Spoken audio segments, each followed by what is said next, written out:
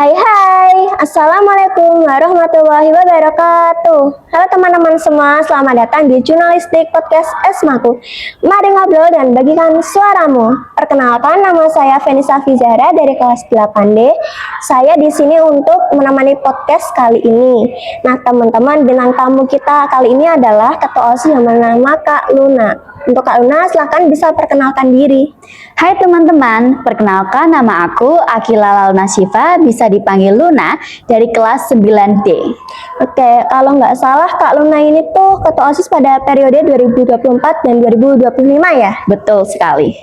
Oke Kak, jujur nih ya, banyak banget loh yang penasaran tentang Kak Luna, tentang gimana sih Kak Luna bisa menjadi Ketua OSIS, lalu gimana rasanya jadi Ketua OSIS itu, dan pertanyaan lain sebagainya.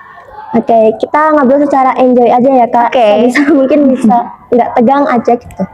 Oke, kita masuk pertanyaan pertama ya. Menurut Kak Luna itu, OSIS itu apa? Menurut aku, OSIS itu merupakan kelompok atau organisasi yang dibuat oleh sekolah dengan tujuan agar siswa-siswi mempunyai tempat untuk mengembangkan bakat ataupun potensi mereka. Karena dalam OSIS kan kita bisa belajar banyak sekali hal baru. Tidak hanya itu, kita bisa mengembangkan berbagai ilmu dalam aspek sosial, seperti public speaking ataupun bagaimana cara kita berkomunikasi.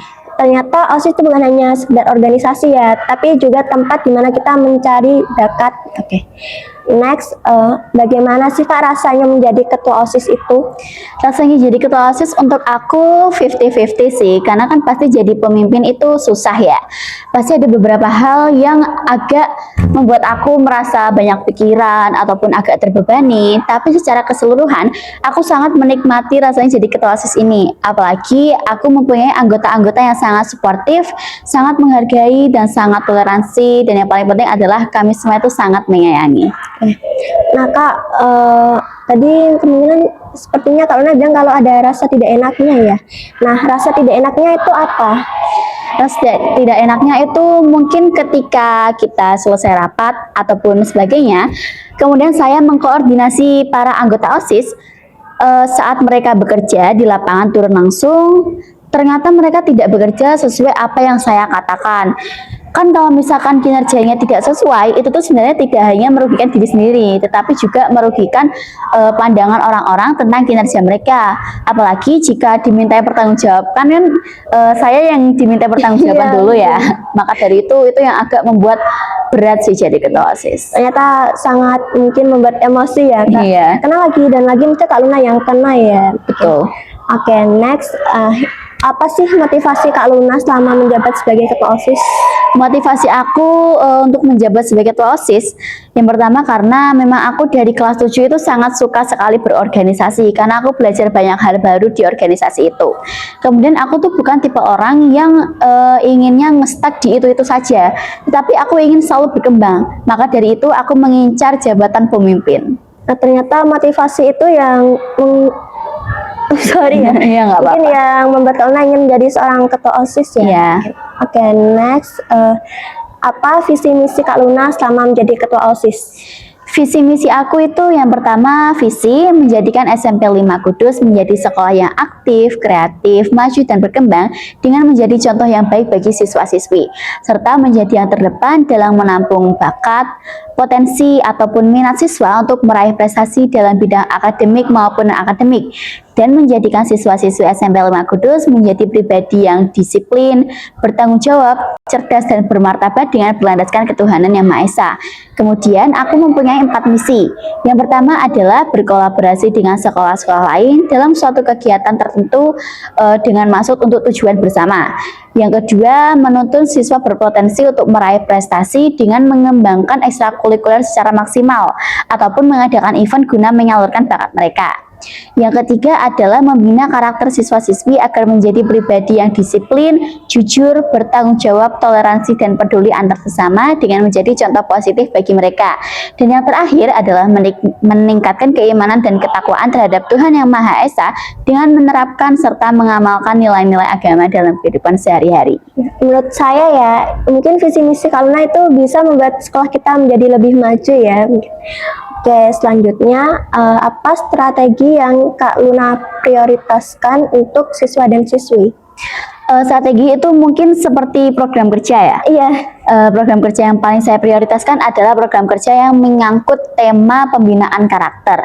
Karena maju atau tidaknya suatu sekolah itu kan tergantung kepada anak-anak yang sekolah di sekolah tersebut. Kemudian hal-hal yang mereka lakukan itu didasari oleh karakter mereka. Jadi hal pertama dan hal paling penting menurut saya untuk kemajuan suatu sekolah adalah program tentang pembinaan karakter siswa.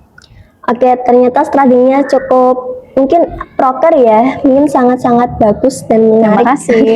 Sama-sama. Oke, next. Siapa tokoh yang menginspirasi Kak Luna untuk menjadi seorang ketua OSIS itu?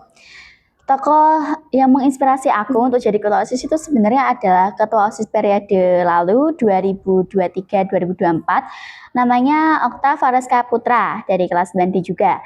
Kenapa aku sangat terinspirasi dengan dia?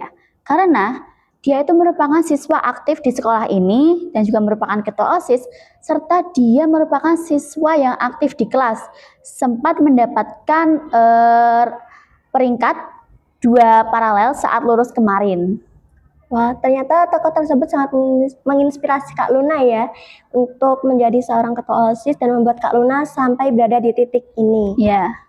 Oke, harapan Kak Luna untuk ketua OSIS selanjutnya nih.